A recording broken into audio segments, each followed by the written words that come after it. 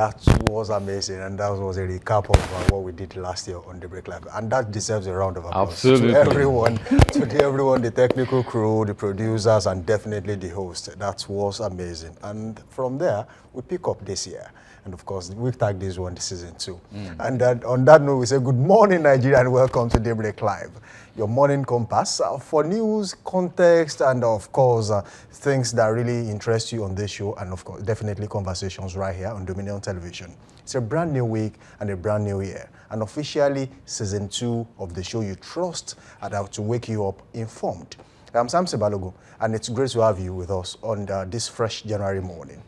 Happy New Year, Nigeria. We're excited to step into 2026 with you. I'm Manulu Akpoido, and this season promises sharper conversations, deeper analysis, and stories that truly matter locally and globally, maybe in Venezuela as well.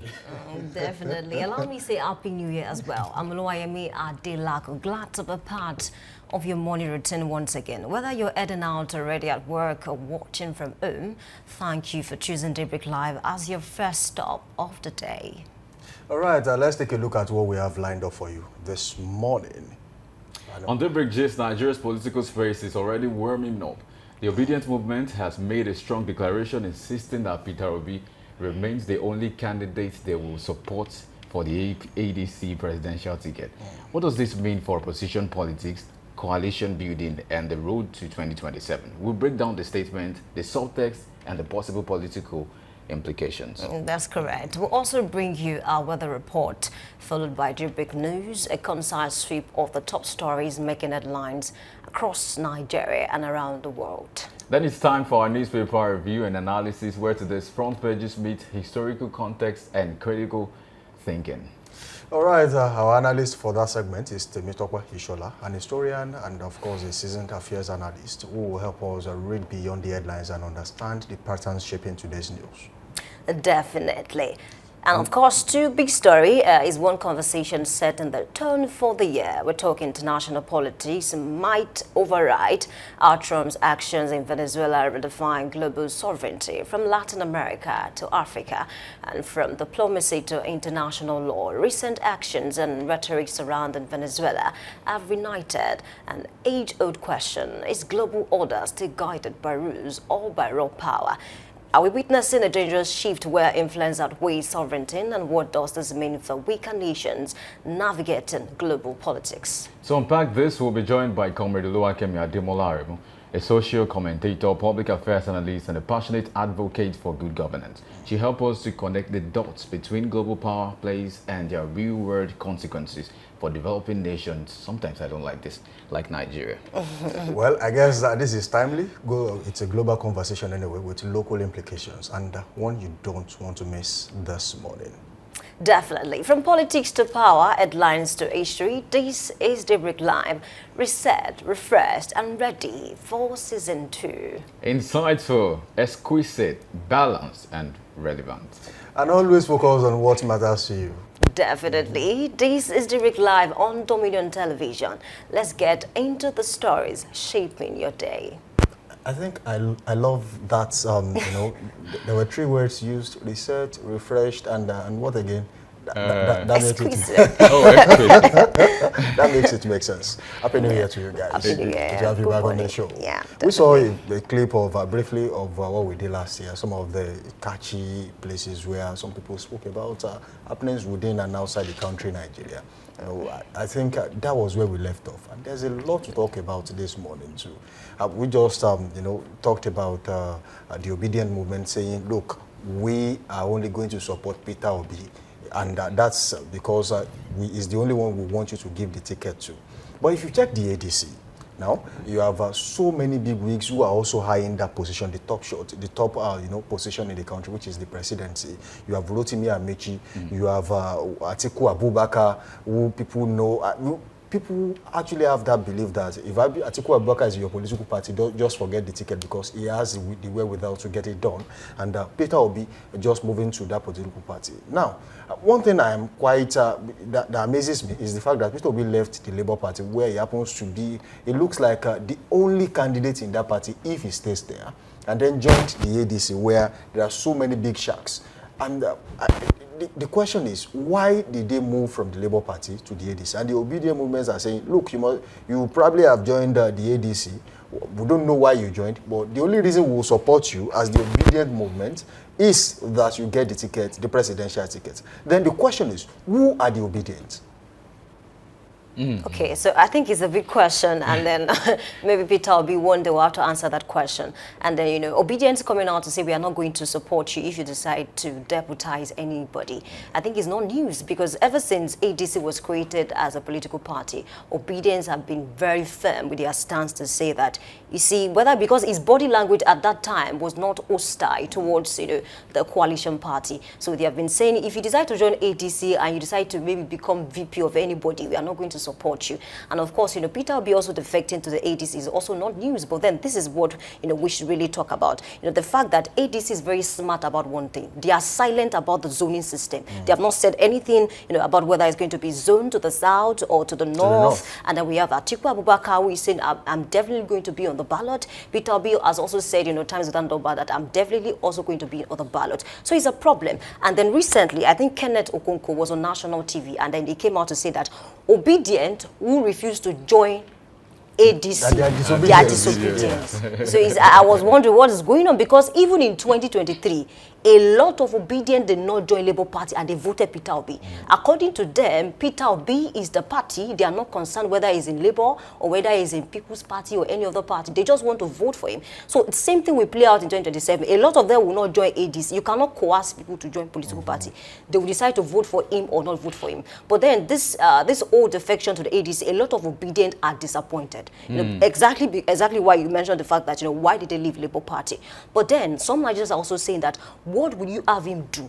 Will you rather he stay back in Labour Party that is going through, turbulence at this point? Because, I mean, at a point we had, the Nenandi factor, we had the Abure factor. Recently now, INEC is, recognizing, the Abure factor as maybe, the national... They are three. And exactly. Their papa too. Is a problem. So Labour Party itself, they are not organized. They are going through issues. So would you rather him stay back in that political party or move to the ADC? So it's a problem now. It depends on Peter Obi now to now look for a way to pacify his obedient, as a lot of persons will refer to them, because a lot of them are disappointed that he left the Labour Party. And we also have people who are saying, we are putting you on a condition.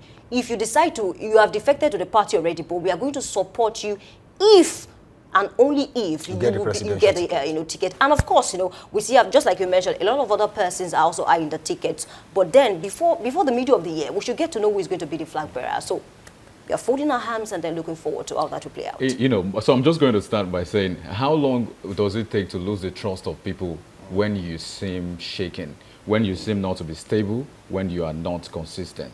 I think that's the question for Peter Obi, maybe not for ourselves here. But the conversation also has shifted from the point where Obi was not just the flag bearer of the Labour Party at the last election. It was also the ringleader, in a sense, to say he was the weight carrier for that party. So from that point to moving to another, and I think this is one thing I keep saying, that cross-carpeting, we should not see it as a normal thing. I think that's one thing I wanted to come maybe say today, that we should not see cross-carpeting as because ideally it's not normal. Because if you move from one party to the other, the party you're moving to is supposed to have another ideology, philosophy, policy prescription that might be different from what you believe in. How do you merge those things, your interest and their interest? I know we talk about politics about interest, but that narrative, who taught us anyway? I don't like the narrative, because when you say it's all about, I get the point that we're trying to make, but in a sense too, the political actors have made us believe these things for so long. A story being told again and again will become the narrative of the story that you are telling. We don't want the same story of cross-carpeting, the same story of saying I can jump to any party and it does not matter. It does matter, because if you say it's all about interest, whose interest? Whose interest are you supposed to serve? Is it not the people? Is it your personal interest? You say I have interest because I know if I come to this party, I'll make sense. I'll become the president. I have more chances, which is okay for your political ambition. What about the Nigerian people?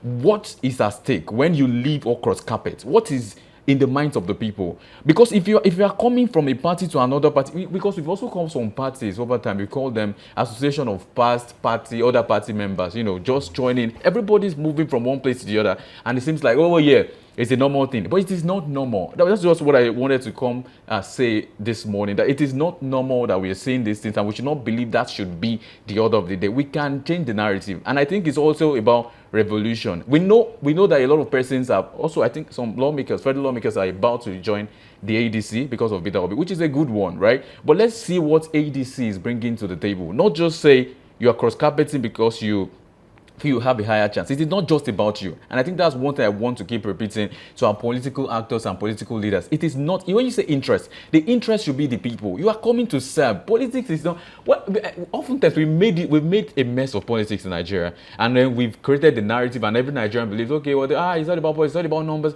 Yes, but it's all about the people too.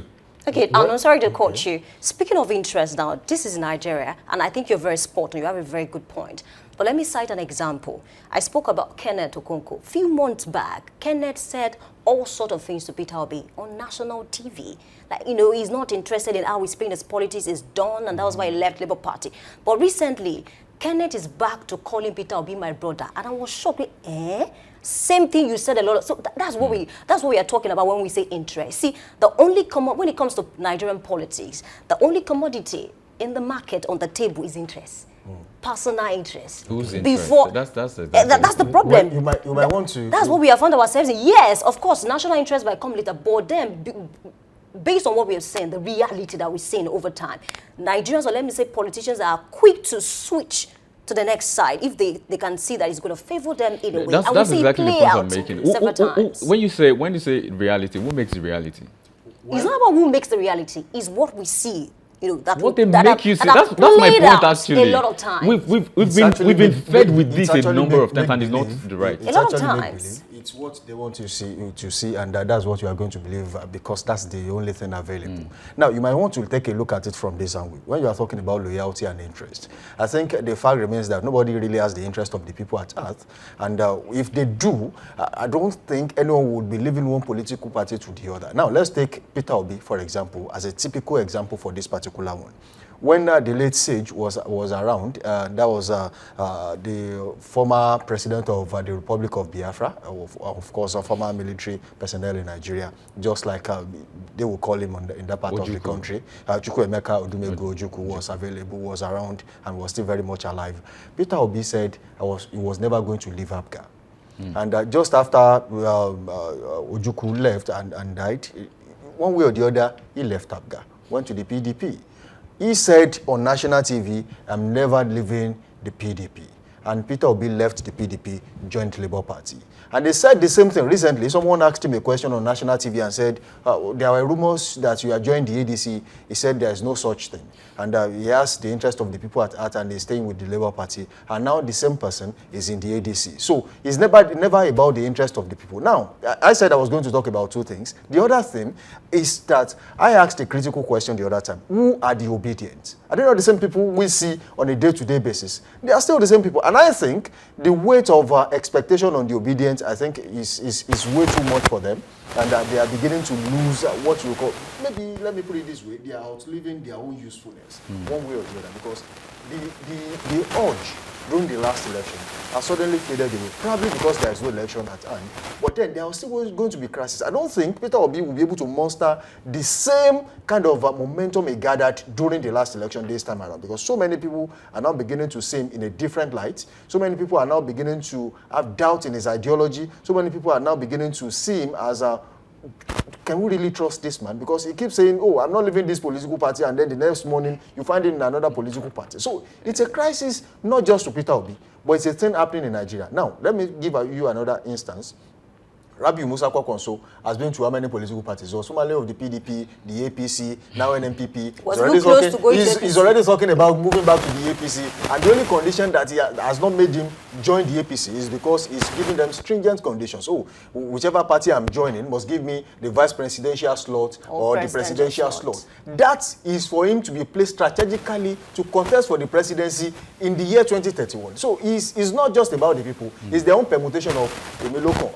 It has to be me, I'm the next person in line. So regardless of the situation, they do not care about you. They do not care about the viewers out there. They care about, oh, if so person finishes 4 years or 8 years, who's next in line. So they are placing themselves on the queue. So it has to be me after so person. So it's not really about you, it's about them. So answering your question about interest, nobody cares about you in this country. Individual interest comes first, and it's really sad. And one more thing is, I think Peter Obi will have to deal with, I think this is the first time he's going to be slugging it out with other party members when it comes to the party ticket. For Labour Party, it was given to him.